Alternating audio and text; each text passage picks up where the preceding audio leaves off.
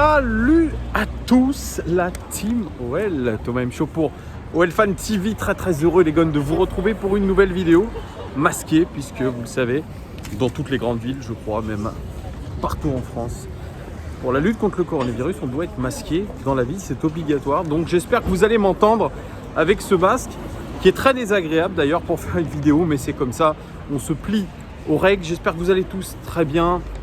Premièrement, merci beaucoup de vos nombreuses réactions et de vos commentaires extrêmement positifs, aimables, bienveillants, ce que vous voulez sur les interviews de journalistes.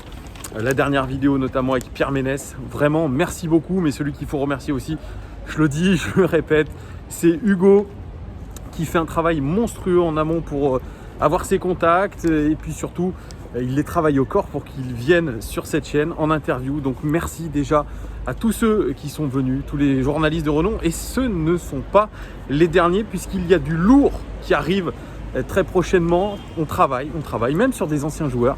Bref, merci beaucoup, vraiment ça fait très chaud au cœur d'avoir tous ces commentaires positifs. Évidemment, ça fait monter la chaîne, ça crédibilise encore un petit peu plus la chaîne, même si cette chaîne elle est pour vous, elle est surtout pour vos avis.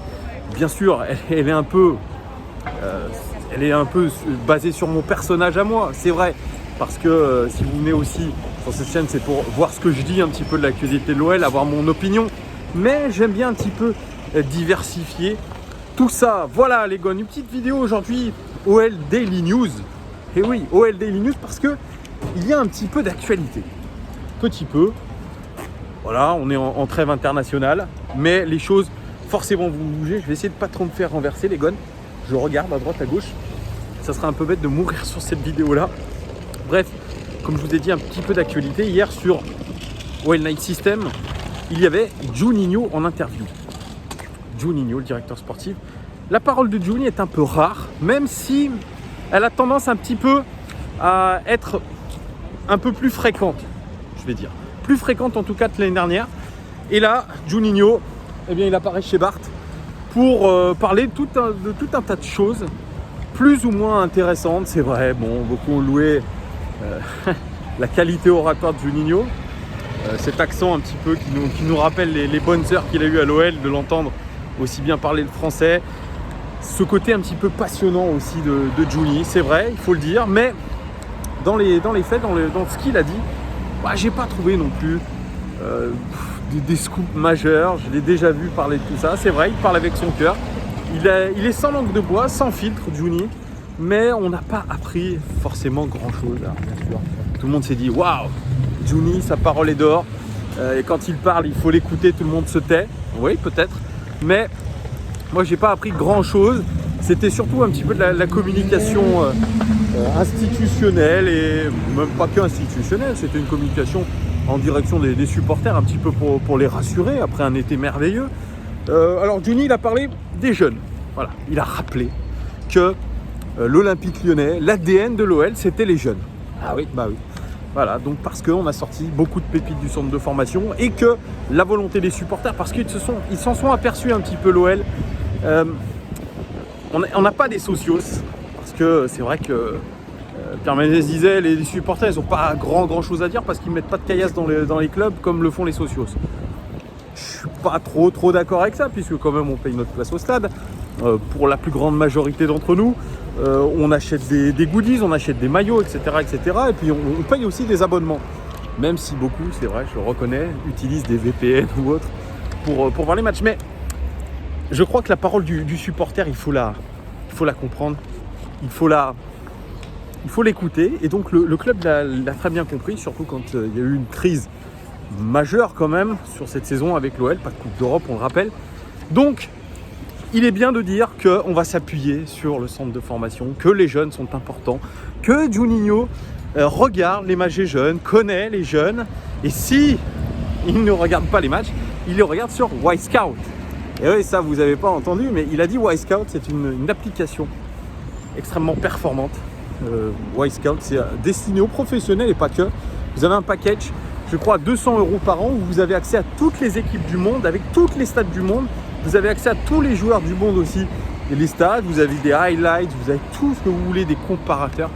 et vous avez même des résumés de matchs.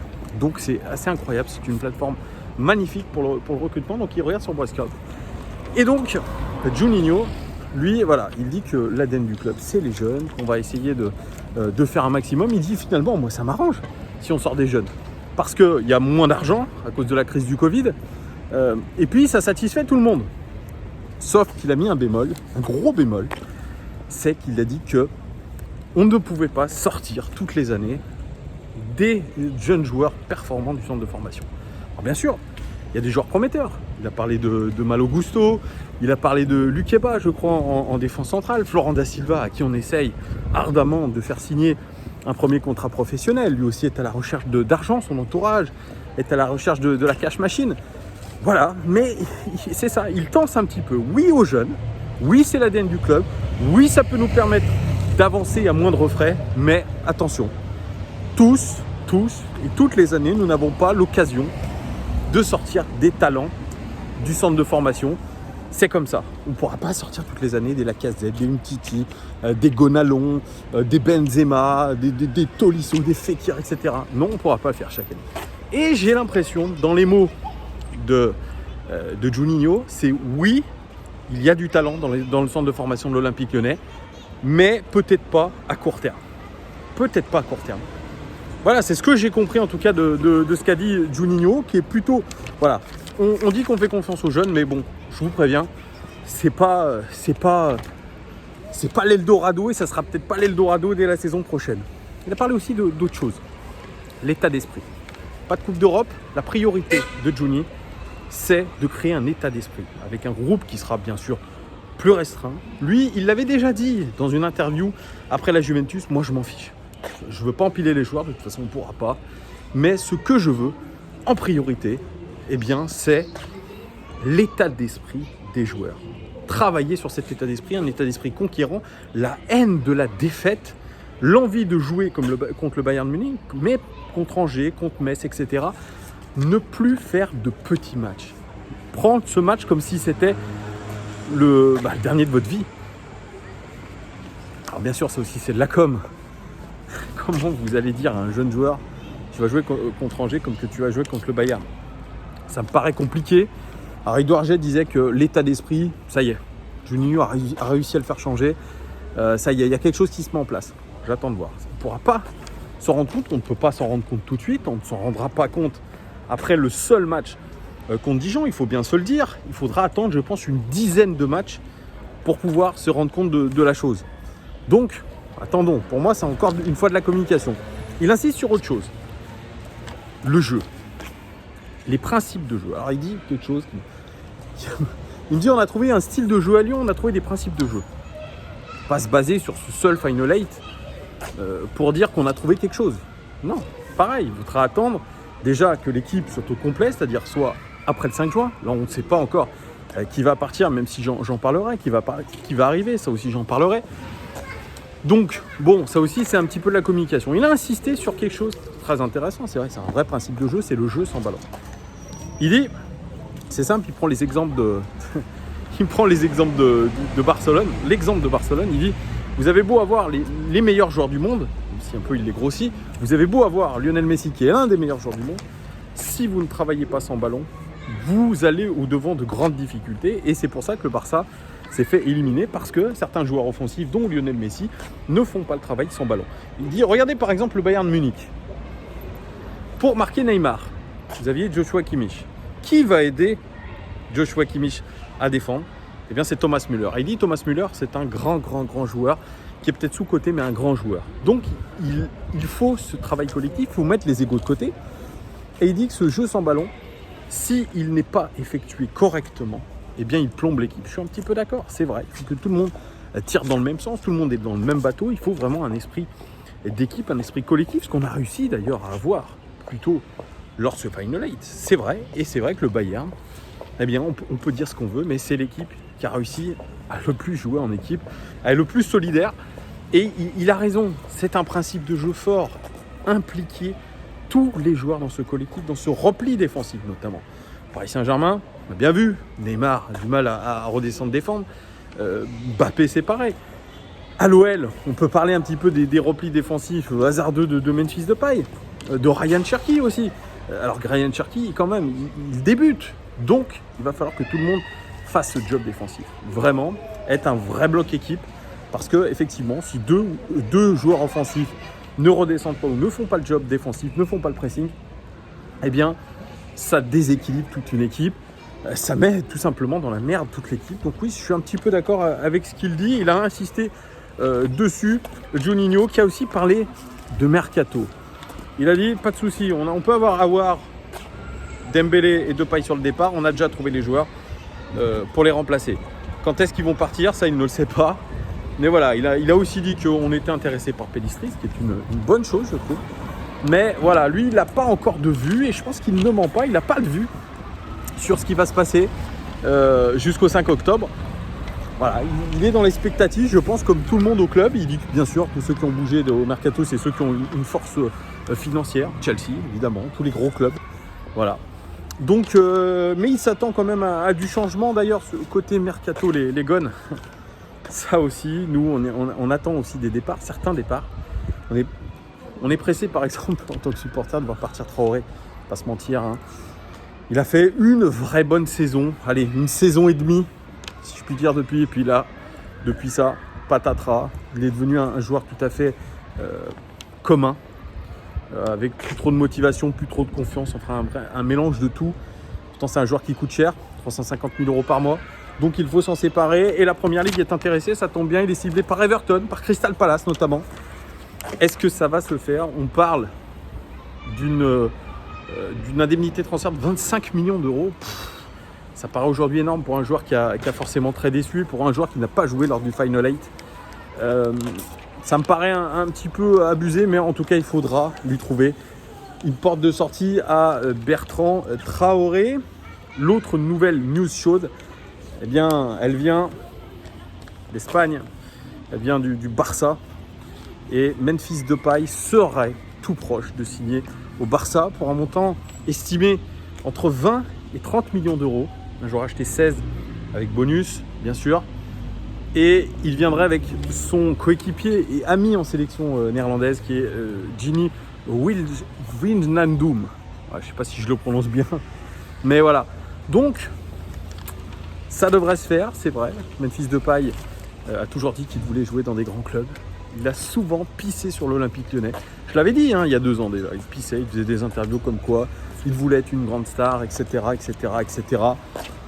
Mais ça a l'air de se faire, en tout cas pour Memphis Depay. Estimé quand même sur le Transfer Market à 44 millions d'euros. Donc on le vend quand même un peu en dessous de sa valeur. Peut-être que c'est dû à la blessure au croisé, j'en sais rien. Pour un Memphis Depay qui a franchement pas été bon depuis les matchs de reprise. Il aura besoin de temps. Ce que lui demandait d'ailleurs Pierre Ménès, c'est peut-être de se refaire la cerise à Lyon et de partir. Mais là, voilà, il va rejoindre son ancien sélectionneur des Pays-Bas au Barça. Qu'est-ce qu'on va retenir franchement de Memphis Depay? J'ai regardé les stats quand même. 139 matchs avec l'OL depuis 2017, 57 buts, soit 0,41 buts par match en moyenne. 43 passes décisives pour lui. C'est quand même des stats plus qu'honorable. Alors, je me suis dit dans ma tête, qu'est-ce qu'on va retenir de Memphis Depay? J'ai fait travailler un petit peu ma mémoire. Je me suis dit, bon, moi, ce que déjà je vais retenir, c'est un joueur un petit peu irrégulier, un petit peu moins avant sa blessure au croisé, mais un joueur qui, rappelez-vous, quand Bruno Genesio le récupère dans l'équipe, lui a fait passer quand même sur la saison 2017-2018, ou 2018-2019, je crois, plutôt la deuxième. Il lui a fait quand même passer pas mal de matchs sur le banc pour le piquer, parce que c'est un joueur vraiment qui nous a énervé en tant que supporter, qui m'a énervé par sa nonchalance. Nonchalant, toujours à vouloir faire des dribbles de trop, etc. Toujours vers ce côté un petit peu individualiste qu'il a un peu perdu après. Il s'est un petit peu plus adapté au collectif, puisqu'il en est devenu le capitaine sous Rudy Garcia. Mais Bruno Genesio, il n'a cessé de lui rentrer dedans, de le piquer, de lui dire, écoute mec, soit tu te plies au collectif, soit voilà, tu te la fermes. Et c'est un petit peu ça, le résumé un petit peu de la carrière de Memphis Depay à l'OL. C'est des hauts, des bas, un joueur un petit peu fantasque, qui a des envies de grandeur. si je dois retenir quelque chose peut-être de lui, je me suis dit c'est le but contre le PSG chez nous, quand il rentre, il sort du banc, il met une frappe atomique dans les dernières secondes du match qui crucifie Areola carrément. Moi je m'en rappelle parce que j'étais tellement content que je m'en suis explosé le genou contre une rambarde. Et d'ailleurs je m'en souviens encore, j'ai là encore la douleur en tête, donc c'est pour vous dire. Et puis ce but contre Marseille, pareil, je crois qu'il sort du banc, puis il met ce but victorieux à la dernière seconde, et puis il a je crois qu'il tape la tête d'un défenseur marseillais, et puis il a le sang qui coule là, il enlève le maillot, ça fait genre la brute quoi, le mec quoi. Ça c'est un moment marquant aussi. En Ligue des Champions cette saison quand même, avant sa blessure, c'est quand même 8 matchs avant sa blessure, et après 8 matchs de Ligue des Champions, c'est 6 buts quand même, c'est pas mal. Il a été décisif quand même en Ligue des Champions cette saison. Mais globalement, Memphis Depay, bon, à part la renommée, le fait qu'il soit une star sur les réseaux sociaux, évidemment, ça joue pour nous aussi, pour la représentation de ce club. Voilà, moi, c'est un bon joueur, c'est un leader technique. C'est quelqu'un qui veut se prétendre un leader aussi auprès des jeunes, etc. Voilà, il essaie de se donner une aura. Mais il y a beaucoup de déceptions quand même autour de la personnalité de ce garçon. C'est vrai, on le fait venir en 2017, c'est pareil. À Manchester, il faisait le barbeau, il arrivait en Rolls-Royce le lendemain de défaite. Ça fait partie du mec, ça fait partie de son enfance. C'est un mec marketing. Voilà. Donc aujourd'hui, que Memphis Depay parte, certes, je suis un petit peu déçu, c'est vrai. C'était quand il reviendra peut-être à son meilleur niveau, il sera décisif. Mais voilà, moi j'ai en tête quand même les matchs, notamment face au CSKA Moscou. Il y a Cornet, bien sûr, qui est complètement catastrophique. J'ai cette action en tête avec Mariano. Il ne la donne pas. C'est catastrophe. Mais Maxwell Cornet, sur ce match, est titularisé à la place de Memphis Depay. Et quand Memphis Depay rentre, c'est un festival de mauvais choix. C'est un festival d'actions individuelles. Donc, voilà, il y a du pour, il y a du contre. Je ne suis pas réellement triste que Memphis Depay parte, pour être sincère. Vraiment. Je ne suis pas réellement triste. Parce que ce mec-là, voilà, je l'ai critiqué par rapport à ses déclarations qui étaient, je trouve, d'un irrespect par rapport à nous, supporters, par rapport au club. Voilà, donc écoute, tu avais envie d'un grand club, tu le disais sans le dire. Bah écoute, maintenant tu vas aller au Barça, c'est bien pour toi, mais ça va être un cran au-dessus, il va y avoir un niveau de pression au-dessus, tu reviens des croisés. Donc attention à toi, tu es dans un club qui est en reconstruction, il y a un chaos dans le vestiaire. Voilà, donc je veux dire, vas-y, il n'y a pas de souci. Le Barça, ça ne se refuse pas. Le Barça, ça ne se refuse pas. Évidemment que c'est un club légendaire.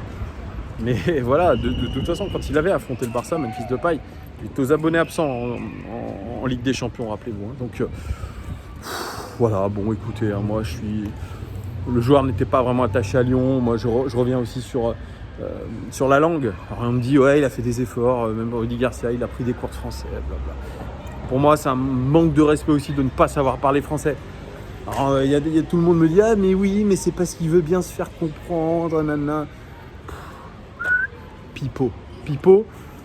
Donc, voilà, je suis pas plus déçu que ça. De toute façon, on n'a pas de Coupe d'Europe, on est sur une saison de transition, on va devoir faire des choses, inventer des choses, se réinventer même. Voilà, on a besoin de joueurs qui sont concentrés à 100%, on n'a pas forcément besoin de stars.